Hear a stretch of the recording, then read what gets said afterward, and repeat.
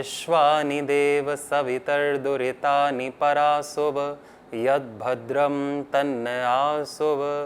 ओम शांति शांति शांति। नमस्ते।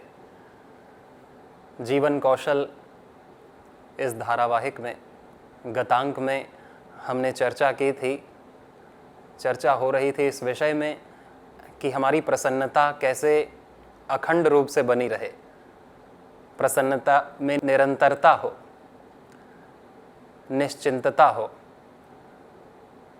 हम जब प्रसन्न रहते हैं, जब हम निश्चिंत हों, इस पर काफ़ी पिछले अंक में चर्चा की थी और यह महत्वपूर्ण बात सामने आई थी कि परमात्मा में आस्तिक बुद्धि का होना भी निश्चिंतता के लिए बहुत आवश्यक है कि हम अपना सारा मानसिक बोझ, अपनी सारी चिंताएं, भविष्य की, वर्तमान की और भूतकाल की सारी चिंताएं परमात्मा के चरणों में समर्पित करके कि अब इनसे मेरा कोई वास्ता नहीं है, मैं केवल वर्तमान के क्षण में जीऊंगा, इस क्षण को जानने का अनुभव करूंगा कि ये समय क्या है।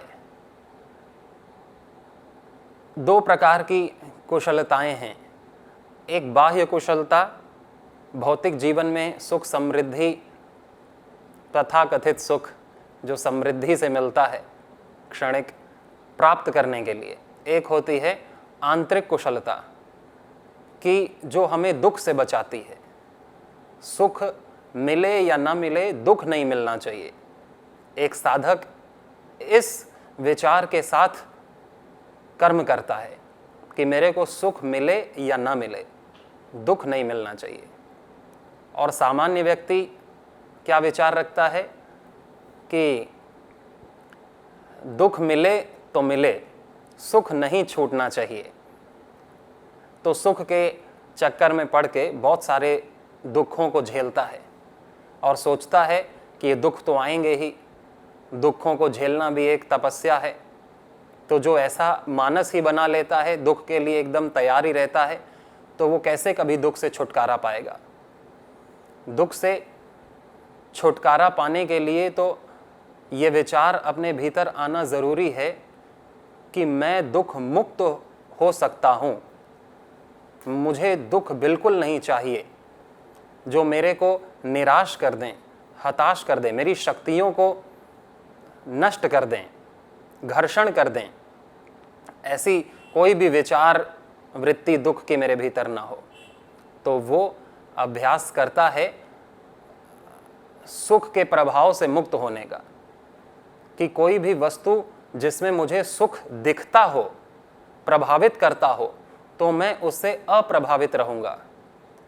कि सुख और दुख किसी वस्तु में नहीं है, ये मेरे भीतर ही जन्म लेने वाली वृत्तियां हैं। कोई सुख की वृत्ति, कोई दुख की वृत्ति। सुखानुशायी रागः, दुखानुशायी द्वेषः।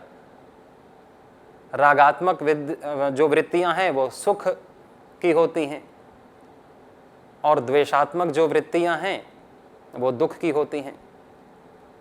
और भी कहा है कि अनुकूल वेदनीयम सुखम, प्रतिकूल वेदनीयम दुखम। जिसमें हमें अनुकूलता लगती है तो उसमें सुख का अनुभव होता है और जिससे प्रतिकूलता होती है उसमें दुख का अनुभव होता है। लेकिन भगवान हमसे कहते हैं गीता में कि अनुकूलता और प्रतिकूलता में सम रहना है। हर व्यक्ति को, हर साधक को, जो भी मेरा भक्त है, जिसे भी जीवन में दुख मुक्त होना है, आनंद प्राप्ति करनी है, सुखमय जीवन जीना है, उसे सम रहना होगा।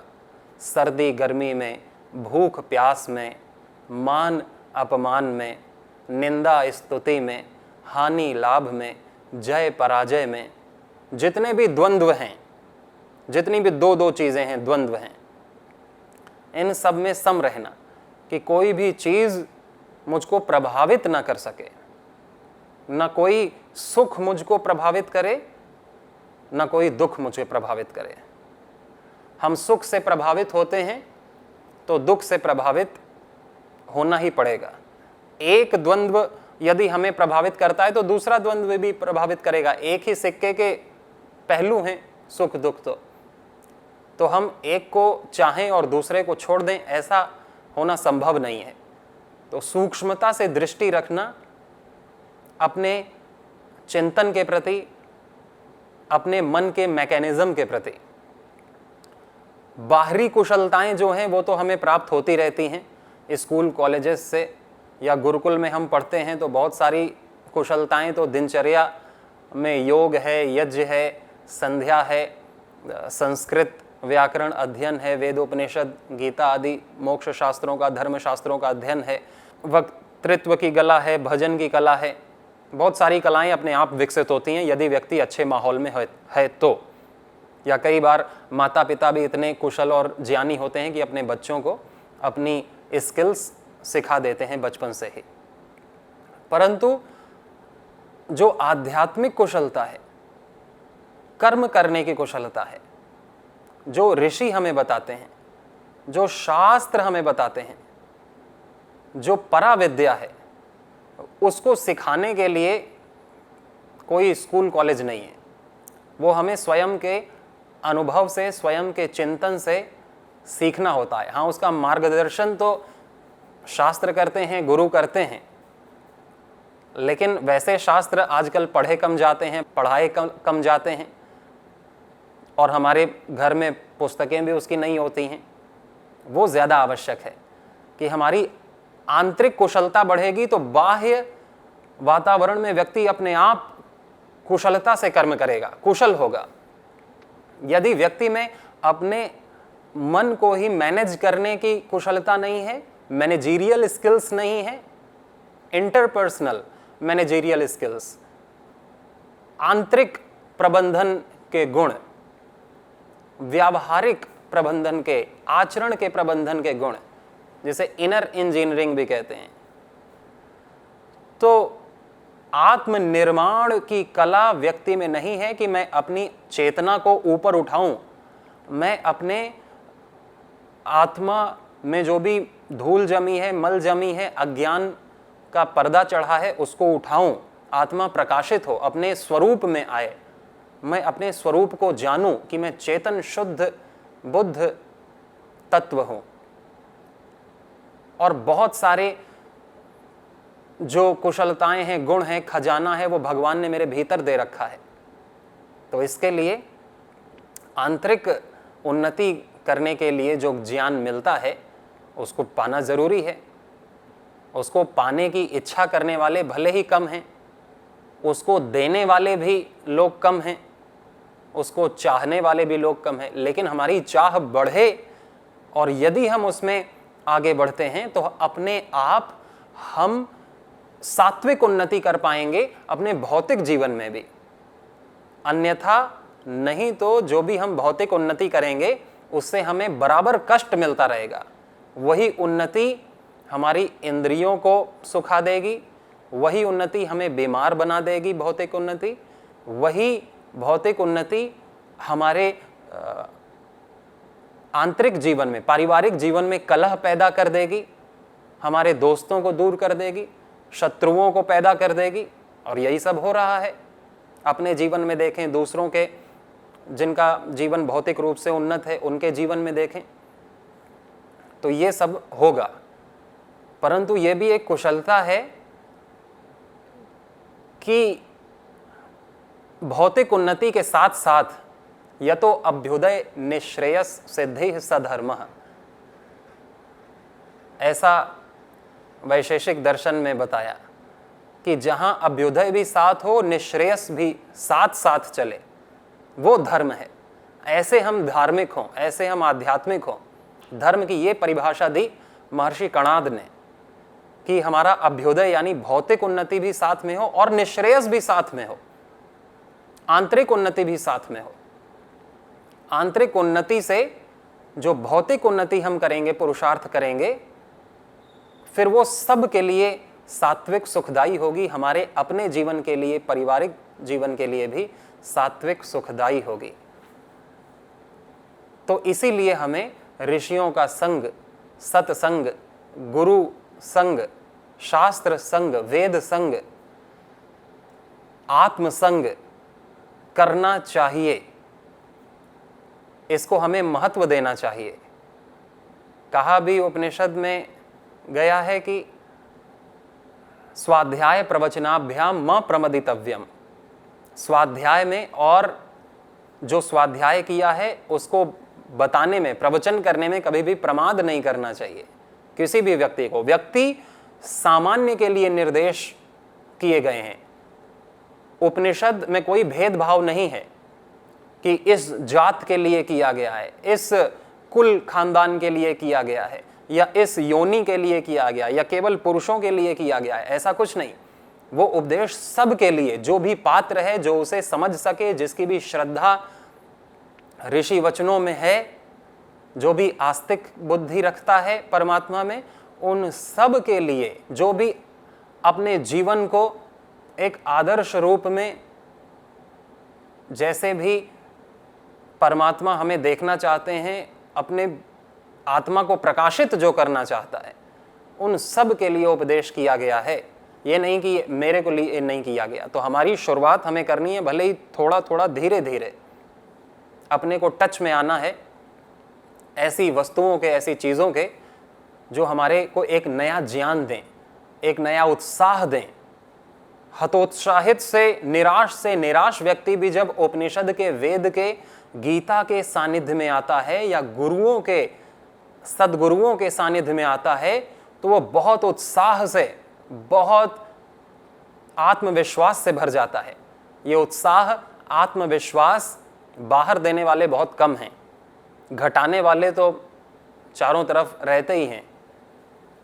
दिनचर्या ही ऐसी होती है कि उत्साह और आत्मविश्वास घट जाए। हमारे कर्म ही ऐसे होते हैं और लोग भी ऐसे होते हैं। तो बहुत ही बड़ी कमाई है कॉन्फिडेंस की, आत्मविश्वास की, उत्साह की, प्रसन्नता की। और ये मिलेगी उसी को क्योंकि ये अंदर मिलती है, बाहर से नहीं मिलती। ये भ्रम होता है कि बाहर की चीज़ें खरीद करके, बाहर का गाड़ी बंगला ले करके हम सुखी हो जाएंगे और हमारे जीवन में रौनक आ जाएगी। लेकिन ऐसा हम देखते भी हैं कि जिन्होंने ऐसा कर लिया है उनका जीवन भी उनको सुख नहीं देता। फिर कोई जीवन छोड़ने की बात करता है, कोई छोड़ भी देता है, अपनी जीवन लीला समाप्त कर लेता है, या किसी के पारिवारिक समस्याएं हो जाती हैं और फिर उसको कोप अप करने के लिए किसी को नशे का सहारा लेना पड़ता है, किसी को ड्रग्स का, किसी को कुछ। तो ऐसी अवस्था तो बहुत दयनीय है कि सब कुछ पा करके भी हम सुखी ना हो पाए। जिसके हमने सपने देखे थे कि मान सम्मान से, बहुत सारे रुपए पैसे से, नेम फेम से जो सुख मिलना है, और वो ना मिला, और हमारी जवानी भी चली गई, 40, 45, 50 साल के भी हो गए, और फिर पता चला कि इससे तो कुछ भी नहीं मिला। तो फिर तो व्यक्ति ठगा सा अनुभव करता है अपने बुढ़ापे में, या जब उसकी जवानी चली जाती है, जब उसमें शक्ति होती है या सोचने विचारने की क्षमता होती है, तब वो इन शास्त्रों पर ध्यान न दे करके जो बाहर के हलचल हो रही हैं उनसे आकर्षित हो जाता है, तड़क भड़क से आकर्षित होकर के उनमें लगता है। लेकिन जो धीर हैं, जो विवेकी हैं, जो आत्मचिंतन करते हैं कि सुख को मेरे को जानना है, अपने को मेरे को अपग्रेड करना है, सेल्फ डेवलपमेंट करना है, आत्म उन्नति करनी है, तो उनके लिए आत्म कौशल, अपने गुणों का वर्धन करना बहुत आवश्यक है। कि हम पहले तो अपने मन पर पूरा ध्यान दें कि हमारा मन भटके ना। ये अर्जुन की भी एक बहुत बड़ी समस्या थी। चंचलम ही मनः कृष्णः प्रमाथि बलवद दृढ़म, कि हमारा मन बहुत चंचल है, मथ देने वाला है। तस्याहम निग्रहम मन्ये वायुर इव सुदुष्करम, इसको नियंत्रण में लाना वायु को वश में करने के समान है। क्योंकि वायु तो किसी के वश में नहीं आती, कि हम वायु को पकड़ सकें और अपने हिसाब से चला सकें। तो एक प्रकार से इसे असंभव बताया अर्जुन ने कि आप जो बात कह रहे हैं उसके लिए तो मन का एकाग्र होना और मन का मेरे हिसाब से चलना बहुत जरूरी है उन्नति करने के लिए। लेकिन अब क्या किया जाए कि मन इतना चंचल है कि मन आगे आगे चलता है और मेरे को पीछे पीछे दौड़ना पड़ता है। जैसे कि रथ को घोड़े चलाएं, सारथी सो जाए और घोड़े चलाते रहें रथ को, कहीं इधर ले जाएं, कोई घोड़ा इधर ले जाए, कोई घोड़ा इधर ले जाए, तो रथ टूट जाएगा और जहां पहुंचना होगा वहां जो रथी है वो पहुंच नहीं पाएगा। शाम हो जाएगी, रात हो जाएगी, कितने दिन बीत जाएंगे, रास्ता भटक जाएगा, थक जाएगा, खाने पीने को नहीं मिलेगा, मर जाएगा। तो ऐसे ही स्थिति हो जाती है चंचल मन की कि असंभव हो जाता है। यदि जैसे कुशल सारथी ना हो, आलसी प्रमादी सारथी हो, तो फिर तो घोड़े कहीं भी ले जाएंगे रथ को, असंभव हो जाएगा रथ को संभालना क्योंकि सारथी ही सो गया। तो वैसे ही इस जीवन को भी संभालना बहुत मुश्किल हो जाता है जब मन अनियंत्रित हो जाता है।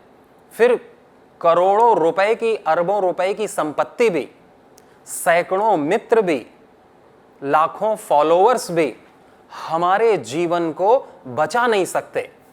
और व्यक्ति आप देखते हैं आत्महत्या, सुसाइड कर लेते हैं जिनके लाखों फॉलोअर्स हैं। ऐसे बहुत सारे एग्जाम्पल्स मिलते हैं। सामान्य व्यक्ति भी कर लेता है, विशेष व्यक्ति भी कर लेता है, जिसको हम आदर्श मानते हैं वो भी कर लेता है, रोल मॉडल भी कर लेता है। तो रोल मॉडल तो हमें अपने ऋषियों को बनाना चाहिए, अपने संतों को, अपने गुरु को, भगवान कृष्ण को, भगवान श्री राम को, सीता माता को, पार्वती माता को, मदालसा माता को, अनसुईया माता को, हमारे वीर वीरांगनाओं को अपना रोल मॉडल बनाएंगे तो हम भी सही पथ पर आगे बढ़ेंगे, सही उन्नति करेंगे, आत्मिक उन्नति के साथ साथ बाह्य उन्नति करेंगे,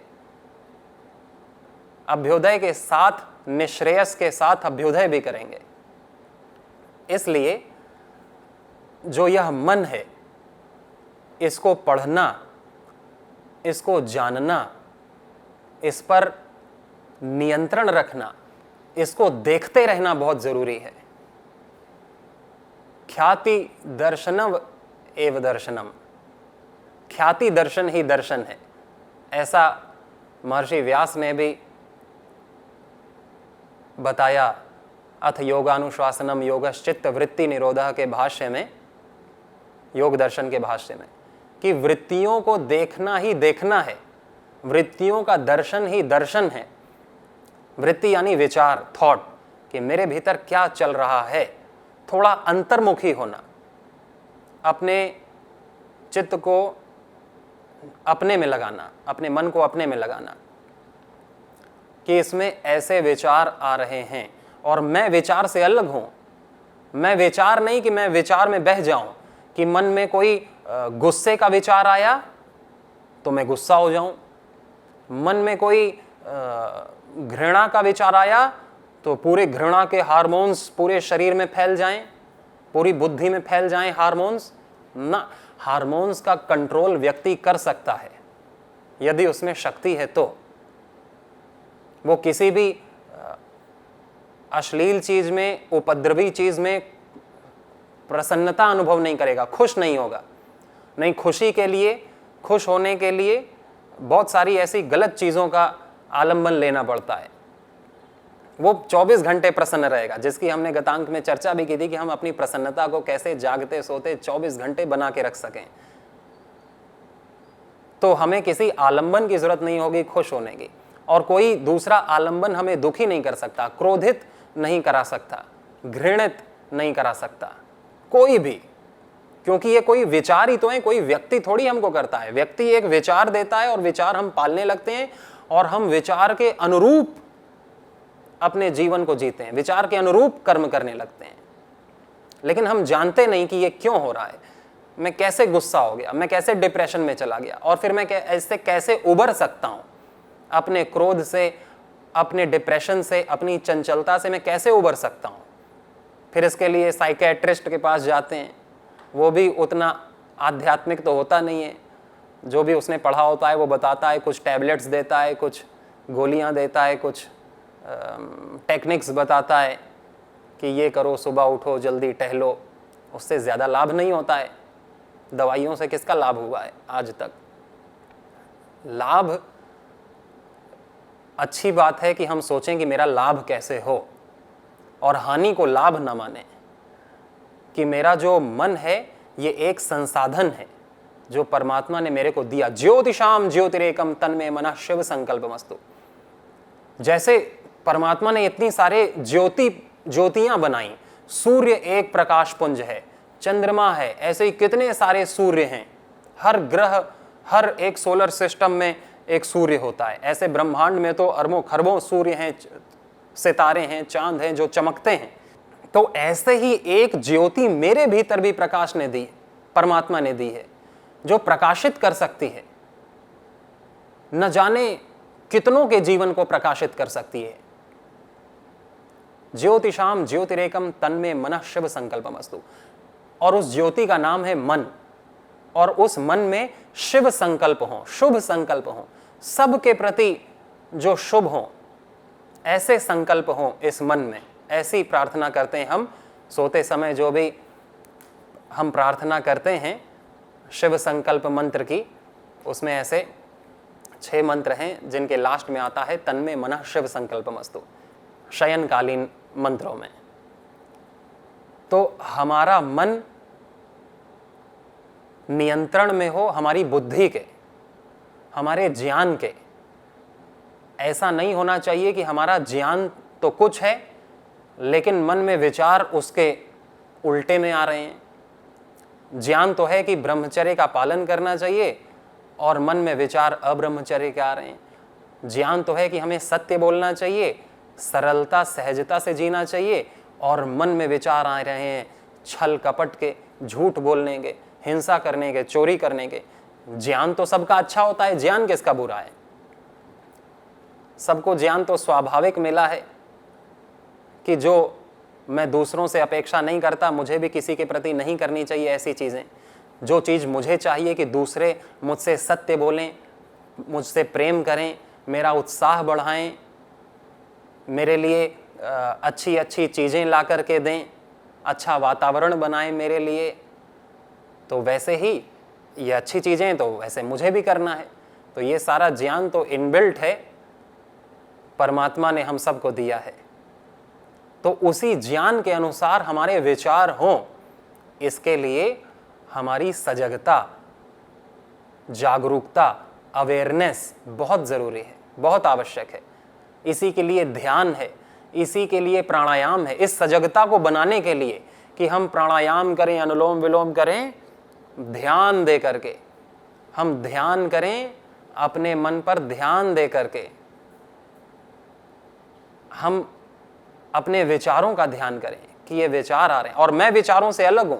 विचार भले ही गलत भी आएंगे, ऐसा नहीं है कि किसी के मन में गलत विचार नहीं आ सकते, क्योंकि पुराने कर्म हमारे ऐसे होते हैं कि अच्छे बुरे हर प्रकार के विचार आते हैं, लेकिन उनसे तटस्थ रहना, उनसे दूरी बना करके रहना कि मैं आत्मा हूँ, शुद्ध चेतन तत्व हूँ, और ये विचार इस पल है, अगले पल नहीं होगा, अगले पल बदल जाएगा। तो मैं ना बदलूं, मैं इनके चक्कर में पड़ के सुखी दुखी ना हो, क्योंकि विचार ही हमको सुखी दुखी करते हैं। विचार ही एक ड्राइविंग, एक ट्रिगर हैं हमारे इमोशंस के।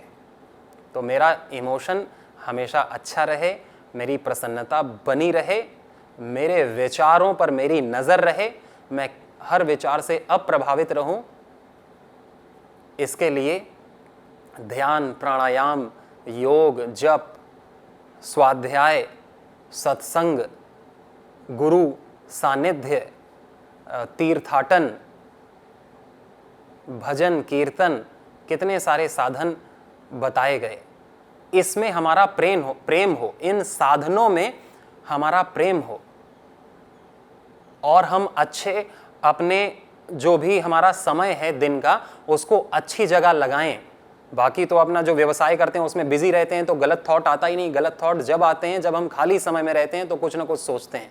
तो खाली समय का हमारा सदुपयोग ऐसे साधनों में हो, हम साधक बने और हम अभ्युदय के साथ साथ निश्रेयस आंतरिक उन्नति के साथ साथ भौतिक उन्नति भी करें। सभी को शुभकामनाएं। नमस्ते।